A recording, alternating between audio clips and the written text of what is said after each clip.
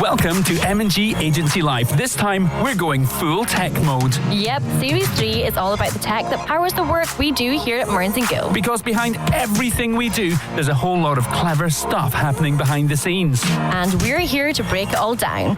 No jargon, no complicated waffle, just clear, practical insight. We'll be chatting SEO and web builds. Video that grabs attention in the first few seconds. Digital retargeting that actually works, and lots more. So, whether you're a business owner, a marketer, or just someone who loves understanding how things work, this series is for you. Let's talk tech. Shall we do this? Oh, heck yes.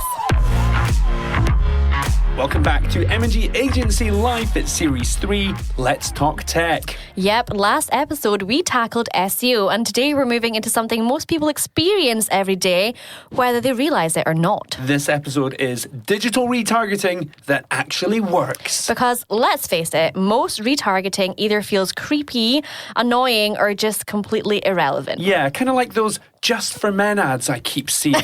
Weird. Anyway, joining us today are two people who live and breathe this stuff. Alex, our digital strategist, is back. Hello, Alex. Good afternoon. And we have Kevin, our digital lead here at M&G. Welcome, you guys. Hello there. Kevin, it's good to have you back. We haven't seen you in a while. You don't have the glasses on today. No, I don't. For context, on an earlier episode in an earlier series, Kev wore his Meta glasses that started flashing at Aimee during the podcast. Don't like getting flashed at, so... Just the glasses, listeners. Just the glasses.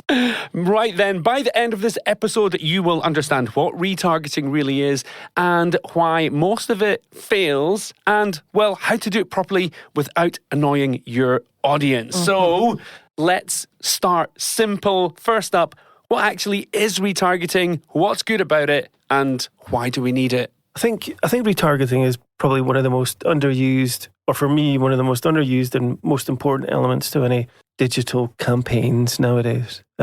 Most people run ads, run it on whatever platform they want to run them on, reach new audiences. It's good, but retargeting allows you to reach people again with things that they're interested in. And I think for sales, being able to have a conversation or speak to someone in context to their interests, I think changes your opportunity when it comes to making someone buy or do a thing. And retargeting ads can power that. Alex, anything to add to that? There's this wild statistic in B2B marketing especially that you require sort of 62 touches. So before somebody buys from you, they have to have encountered your brand about 62 times before they trust you enough. Retargeting basically lets you sort of supercharge that, right? You can keep showing up again and again and again and build that trust. Okay, so you're fast-tracking that process 62 times. Yeah, that's a lot. Wow. I mean, I don't know how true that is, but Let's go with it. Okay. And then why do you think retargeting has developed such a bad reputation with audiences? I think some people can feel stalked, I think. Yeah. I think if a marketer does it bad, then you're going to look at a T-shirt or Just for Men here. Why am I seeing? We're all looking at you. And then whenever you move around the internet, there it is again. Mm-hmm. So I think those blanket sort of approaches make you feel stalked and that feel ugly. Yeah, it's how overbearing it can be, isn't it? Yeah. Some people will do it. You know, somebody's been on my website once, so I want to show them an ad every time they're on a website with an ad slot for the next 32 days. And we've all seen that. You know, you'll look at a pair of trainers and you'll literally see that same pair of trainers everywhere you go for 3 days. And it's annoying. It's frustrating. Yeah. But clever retargeting isn't that. Clever retargeting is paced in such a way that you don't really notice it. That makes it sound more creepy, but... Yeah, and you kind of said, like, it makes you feel like you're being stalked, and it kind of does, because there's no escape. Is there any truth in the whole thing about, you know, I was having a conversation over my desk about the latest sports shoe, and then bang, it appears. Is that true? Are we being spied? Come on, you guys. Are we being spied on? Is Big Brother watching? No. So I've got a big thing on this. See if Alex agrees with me. But I've got a big thing on this. And studies have been done previously. But there's a conscious bias that we can have as human beings. Like, I was just thinking about that song and that song played on the radio. Yeah. Well, of course it did, because you consciously just thought about it. If you hadn't thought about it and it played, it would have still played. You just wouldn't have been conscious to it playing. And I think the same's true when it comes to ads appearing. I think there's a conscious bias that, well, I was just speaking to my friend about that, therefore it's listening to me. Well, it might be that your friend then went online and looked at something, and because you're connected socially, the ad was shown to you because you're their friend more than the app itself listening to you. Yeah, or that you've seen the same ad several times in the last 2 days and just never noticed it. Consciously noticed it. Then why does it mean that if your friend looked it up, why would you then get served that ad? So one of my Is this going off topic? Because I was like, well, that doesn't make These are the answers we need to know, Aimee. Exactly. This is when we turn a 20-minute podcast into a 20-hour podcast, and I get a whiteboard out. But it's one of the most beautiful things ever, especially when it comes to social media, is this thing called your social graph. Okay. And every user has a social graph. So the way that all social platforms operate and other platforms is they don't just look at your data, but they look at your first level connection data. So your immediate friends, your second level connection, your friends of your friends, all of that can contribute to your graph. And then that graph decides what content you should see, what ads you should see. Interesting. Okay. We've recently run some geo-targeting campaigns. So is that location piece quite important as well? Wildly important, yes. So if you are in a specific location, ads can target you based on you being in that area or living in that area, various other signals. But again, that can happen on your graph. So it might be that you may not have specifically been in that area, but a friend of yours has, and now they're geographically next to you. So it'll look at all of these things. These incredibly complex algorithms look at so many different signals at the same time and begin to make assumptions that it ends up with ads on your screen and you think that it's because they're listening to you. This is really fascinating. I know. Wonder if you can talk us through some of the most common mistakes that you see brands making when it comes to retargeting. Do you want to speak to that, or can I? I have something that really... Go on, Alex, you take it. So I'm looking at this from like a Google Ads perspective and talking about the e-commerce thing that we were talking about before. You look at a pair of trainers. The brand is going to serve you that same pair of trainers over and over and over and over again. It's a really stupid mistake because you didn't buy that pair of trainers. Yeah. You might be in the market for some trainers. Yeah. You might be interested in buying some trainers from that brand, but you didn't buy those trainers at that moment in time. So constantly just broadcasting exactly the same set of images, products, whatever, over and over and over again, and hoping that people just randomly change their mind is, I think, a huge waste of budget. So there's a lack of thought going into that? People that do it well will say, okay, well, we know that you were looking at trainers, we know you fit into this demographic bucket, we know that people in that demographic bucket like these 6 products, so we'll show you all 6 of them at various times. And you just have to think about it a little bit more than just like, oh, look, he went on that page, let's show him that product again, which is, I think, a bit lazy. I totally agree. It's these blanket strategies and equally treating sales as one single thing is wrong. Someone buying a pair of trainers, their thought process, their motivations may be completely different from someone buying a holiday, which is completely different from someone buying a car. There's different journeys for these people to make the actual purchase decision, and just throwing the same thing at someone, it's just ugly. There's nothing more satisfying than when you get to press that already purchased button when it's showing you something you've already bought. I beat you to it. Yes. I know. So then why do you think that people often feel followed around the internet by these ads? To be honest with you, I think this is another confirmation bias thing. I think this is people who don't use the internet to shop very much are hyper aware of this because they don't look at very many websites. And then you go onto something. So, for example, on Google, you are served retargeting ads through their display network, so they can pop up on any website. Yeah. But if all the data that Google has on you is that you went to one shop once, and you're in that person's retargeting bucket and nobody else's, you're going to keep seeing the same ads over and over again. If you use it a lot and you're shopping all the time on the internet, you're probably way less aware of it because you've got many different people competing for that ad space.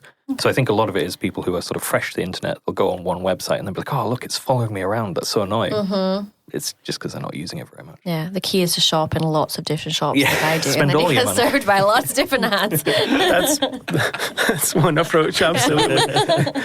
But equally for advertisers, I mean, again, it's about being lazy with their ad strategies. We can cap how many times you see ads. So we can make an assumption that we think for an ad to be effective, it needs to do X, Y, and Z. And if it's not, stop. Or, do you know what, only show an ad a couple of times a day or a week or whatever. And once you've done that, stop. People who aren't thinking about your money and your ads don't think of it that way, and they end up just spewing ads all over the place and stalking people. Is there a point where retargeting crosses the line from being helpful to annoying? What is that point? Where is that line? Yeah, I think so. I think it is, like Kev was just saying, really, it's when it's not serving you anything new or interesting, and it is just lazy, regurgitating information over and over again. I mean, I think if you're really thoughtful about this stuff and you sit and you think, okay, somebody's been on my website, they've engaged with my brand, whatever signal you're using, I'm now going to try and delight and impress them. I'm going to try and do things that make them love me more. You end up in a place where you're trying to give people a variety of different things that are useful and interesting and might sit well with them. It's when you don't put that thought into it and you're just like, well, I'll put something out there. Look, I've done some retargeting, an ad served, but it's not helpful. So you don't want to look kind of desperate. Yeah. That's Okay. it. Or greedy. If someone's bought something from you, great. And even if you have your stack correctly, so someone's bought something from you, so they're now on an exclusion list, they bought their trainers, you're not going to send them another pair of trainers. Yeah. That doesn't mean the next ad relationship you have with that person should be buy something else from me. Yeah. So there are, again, depending on the business, you can have a relationship On with that somebody. exclusion list, I think that's actually a really good piece of advice in general, is have an exclusion list. Like if somebody buys from you and then you keep marketing the same product, that happens to me all the time. Yeah, me too. I out myself as a goth now, but I buy things from Killstar all the time and then see the same product. And I'm like, I just bought it. I don't need to be served it Yeah, 6 more another times. one. That's, yeah. Totally. Why not speak to them about your brand, your values, How to something use else, the build product a or relationship? Absolutely. things like that. Yeah. Or like related products, right? Because I think this is the other big thing. If you're trying to maximize your sort of LCV, so lifetime customer value, you want to make sure that you're giving people things that go with the stuff they've already purchased, give them a reason to come back. So, if you sold somebody shoes, sell them shoe polish or, Socks. whatever. But yeah, make it related to what they've done. But Totally. See, then that's when you change your retargeting ads to not being just about sales, but being about brand and having an relationship. ongoing relationship. Far more powerful, absolutely. Okay, so retargeting that actually works. What does good retargeting look like from a business point of view? So I think that depends on your sector. And we've talked a lot about retail. I think ultimately, if you're in retail, you really want your retargeting to be driving sales and you want to be able to see that uptick in revenue, right? So, I was previously showing people products. Now I've started retargeting and people are buying more often, they're buying more frequently, they're buying a greater variety or greater range of products. That's pretty cut and dry. Yeah. I think it gets much harder when you're in sort of B2B, energy sector clients, that sort of thing, where what you're trying to do is sort of build or establish a relationship. And what you really want to see is people engaging with your brand. So good retargeting would bring people back to your website over and over and over again and probably prompt them to do something. But there's something, I think, really depends on where you are and what you're trying to achieve, really. It's interesting how different it could look for each sector because we work across a wide range of sectors. We have, education, we have hotels, retail, energy sector clients. So it's quite interesting just to hear how each of these different sectors can benefit from retargeting. So you mentioned the education thing. So you and I were working on setting up a retargeting campaign We for them were indeed. this week. And there again, they're doing something really interesting, right? So it's like we drive people to a landing page. Once they're on the landing page, we show them, lots of useful and interesting content. If they don't convert, we retarget. But what we're retargeting to do is try and push them to book an open day, right? So it's like there's a very clear and specific goal. We want them to engage with the brand. And I think that's when it's best. It's weakest when you're just trying to generally tell people, oh, we still exist. You were on our website and now you're not. Please come back. There has to be a good sort of incentive. That probably leads nicely on to this next question then. How important is intent and behavior when it comes to building retargeting audiences? Who wants to take this one? Kev. I actually think this is one of the most important ones, actually. This is when we step away from retargeting just being a tactic and where you can actually make it really, really effective. And that's in the creative. I mean, you can intend on having someone buy something or intend on them being interested to find out more about how your business can solve a problem.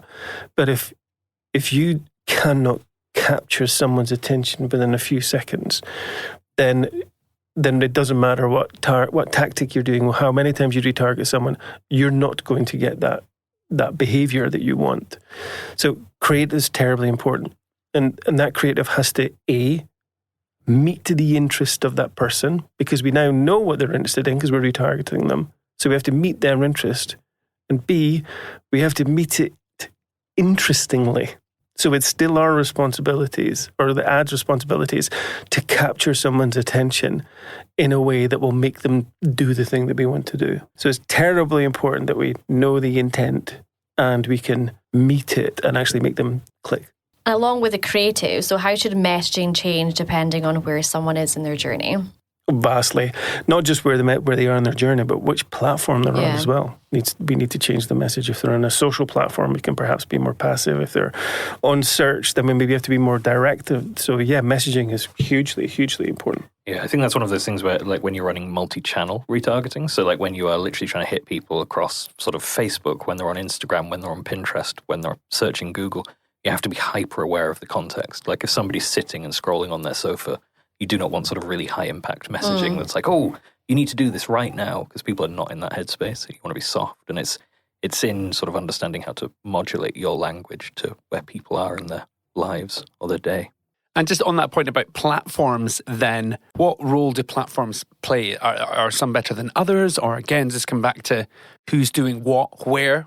Yeah, I think it's easy to say that some are definitely better, or I certainly think it's easy to say some are better than others, but that's probably because that's where attention may be. But again, to Alex's point, attention may not be the right moment to demand an action from a user. So I think platforms are important, even down to email. Thinking about how you retarget people on email on their journey. Perhaps you have social ads which tell some interesting stories and get sentiment to rise in an individual. Email is validating the entire message, so you know that where they are on the journey, they've seen some of your social copy, they've had a visit to the webpage, so now you're going to send them an email that's giving them a lot more information. Right. But again, you might not be priming a conversion. And then they type in a Google search, and the Google search is at that point of when they're it's now their time to go. And that's when your retargeting ad budget's really elevated so that you can catch them and then get them to do the transaction that you want them. There is no escape. None at all. Positively, no. I will say, unless if there's time, mechanically they're very different to use. I think that's one thing that's really important to know. So like retargeting on some platforms is much easier than on others. Can't really speak to Meta because I'm allergic to it. But but on Google, for example, you can only retarget once your audience hits a certain size. So to retarget via display ads, you need 1,000 people to hit a page. To retarget via search ads, you need 10,000 people. So you've got to hit those minimum thresholds before it will even let you start serving retargeting ads. And that's something to be like super aware of, because it doesn't work at a very small scale, really. And even there's other platforms like, to Alex saying, Meta and Instagram and LinkedIn and TikTok, they allow us to retarget pretty quickly. When we get audience sizes in the hundreds, we can immediately start retargeting those audiences.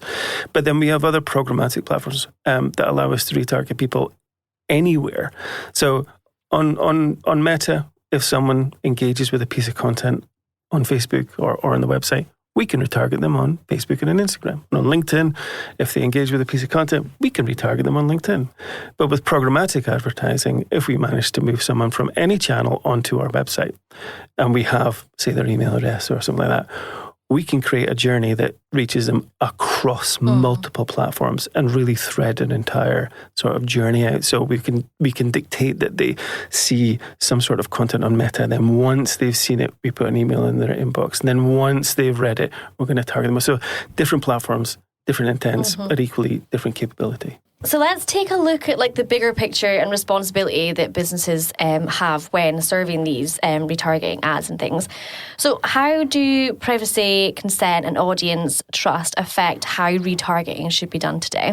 One thing I will say straight off the bat is that we access retargeting through sort of black box technology. So we don't handle anybody's personally identifiable information. Okay. Google tracks or Facebook tracks or LinkedIn tracks using pixels or code what people have done, and then they put them on an anonymized list. We do not know that these 3,000 people are on our retargeting lists or whatever. So from that point of view, I think we're quite insulated from that. I think they take on the burden from a sort of legality point of view.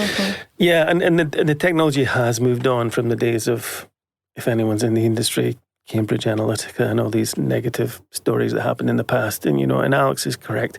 We don't know. Us as marketers or businesses who are running marketing campaigns don't know. The platforms do, but we don't. And we'll never know until you give us that information on purpose. But equally, 2026, cookies are changing, There's how we have access to cookies and how platforms have access to cookies. Cookies are just little things that drop on your computer when you visit a webpage. That store some information for people to use. We're getting less and less access to them the way that technology and privacy laws are moving. Yeah, I personally don't think there's a negative with retargeting and how the use of cookies are. I don't. I think the negative is not understanding what you should do as a user and how to protect your own behavior. Well, I will say on the trust part of that question, particularly, it's really important to know that there are quite a few studies out there that show people who get retargeting wrong really damage brand trust. So if you are really aggressive with your retargeting, or you just serve people the wrong things, there is a sort of negative impact on brand perception there. So. And I guess as well, like obviously on emails, you can opt out of emails. So if you receive an email that you don't like, you can unsubscribe and things. Is there a way of doing that with ads that are served to you? No. So some platforms have some functionality, yes. So like if we were to take Instagram or Meta and Instagram and Facebook, for example, yes, you can go through to your account setter. You can have a look at why you're being targeted for ads and you can take it off. You can click on ads and see why the ad was shown to you. So some platforms do have that functionality. Yeah. A blanket rule of saying no thanks, not really. No, that's down to what browser you choose, I guess. You can say on Instagram, "Oh, don't show me ads from this brand Yeah, again," that's what I was thinking. and then immediately go onto Facebook and see the same ad. So, Equally, why would you want to do that? Because sometimes these ads are useful.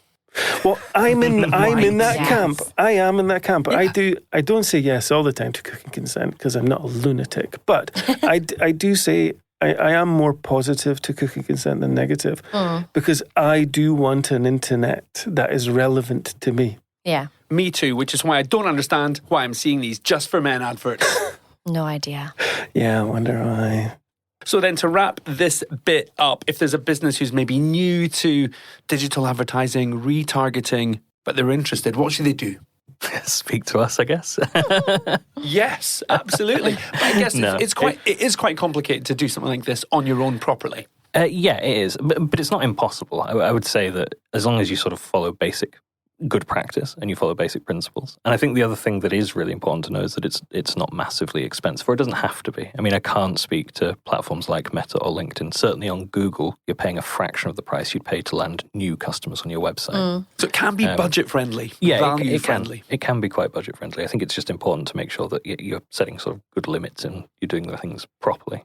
Totally. I mean, an example of one of our recent campaigns that we ran to the Meta point, our retargeting click-through rate was a fifth of our prospecting ad click-through. So it was a fraction of the cost to get someone back onto the site. So I'm with you on the value piece. I think anyone who is doing any form of digital advertising who is not have retargeting as part of the strategy is spending money or is wasting money. They could get far better results, more efficient results if retargeting was part of the campaigns. And again, if they're unsure, they should speak to us. Yes. Okie doke then, let's move on to a brand new segment of the podcast. Aimee, I know that you absolutely love this already. It's a new feature that we like to call Oral for answer not found. 404 answer not found. I love it. That's so good. Yeah. I'm offended. It's a lot for the ears, isn't it? Wait till we get into it. Yes, so same rules as always. The questions don't make sense and the answers don't matter. Yeah, exactly. You can say anything, pretty much. Alex and Kevin, you can either agree or absolutely throw each other under the bus. Shall we get into this? Let's do it. Go on then. Why is Alex smiling? I think He's played this before. yeah, he knows what to expect. Okay, so first question. If retargeting was a person, what bad habit would it have? Stalker, probably. Yeah. Oh, Jesus. My first thought More than a was, bad habit. is that, Thing you should probably try and move away from. If an advert could apologise, what would most retargeting ads say sorry for? sorry, you already bought this. Do you want to buy it again? Of course. That's a good one. If cookies had feelings, how would they feel about 2026? Like an endangered species. That's what I would say. What's the most dramatic thing a retargeting ad could say? If you don't buy from me, you're going to starve. Wow, that was deep. Let's move on. It's from the cookie comment, no? Okay. Amy's just locked in. She's like, where are the cookies? I see what she It's did. lunchtime. Let's do a couple more. If Facebook ads manager was a person, what would their personality be? Do you have a beep button? Yeah. They would be a gaslighter. They're gaslighters. That's what. We'll wrap this up with one last one. If a retargeting ad could talk back, what would it say to the person trying to avoid it? I got nothing. I think that wraps up today's 404 answer not found with Kevin and Alex. Thank you guys. Great. Right, moving on from my robot voice, let's finish strong. One quick takeaway each. Alex, what is the one thing people should understand about retargeting before using it? Your audience are on a journey and they have specific interests. They are at a certain point in a process. And unless you can sort of anticipate and match that, you are wasting your time. Brilliant. And Kevin, what's one practical thing businesses could improve immediately? One practical thing is two, because I don't do as I'm told. Sorry. I would say the first one is if you don't have retargeting as part of your campaign strategy, make it part of it. But the other thing is exclude people. If they've done the thing you want them to do, don't show them the same thing again. Definitely. Okay, so to recap, we've got retargeting isn't about chasing people. Phew. It's about relevance and timing, and done properly, it adds value instead of annoyance. Ta-da! Sound about right? Hired. Great. So that is just about a wrap on this episode. Alex, Kevin, thank you so much for joining us today. It's been great hearing your thoughts on digital retargeting that actually works. Yep, and always, if you'd like to know more about anything we've discussed, you can drop us a line. You can find us on Instagram at MearnsGill, and you can also find Mearns and Gill on Facebook, LinkedIn, or online. You can also text us directly from the podcast platform with any questions. We'd love to hear from you. Just come and say hello. Yes, I am loving Series 3 already. Building websites that work. That's what we're going to get into next time. We will catch you then. Kev, Alex, thank you again.